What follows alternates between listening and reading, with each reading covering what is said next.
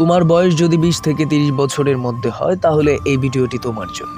কারণ এই সময়ের ছোট ছোট ভুল ভবিষ্যতের বড় আফসোসে পরিণত হবে। জীবনের সবচেয়ে শক্তিশালী সময় নষ্ট করার আগে জেনে নাও, 20 থেকে 30 বছর হলো নিজেকে তৈরি করার সময়। যৌবনে শরীরের যত্ন না নিলে ভবিষ্যতে এর মূল্য দিতে হয়। 20 থেকে 30 বছর এটাই তোমার ভবিষ্যতের ভিত্তি করার সময়।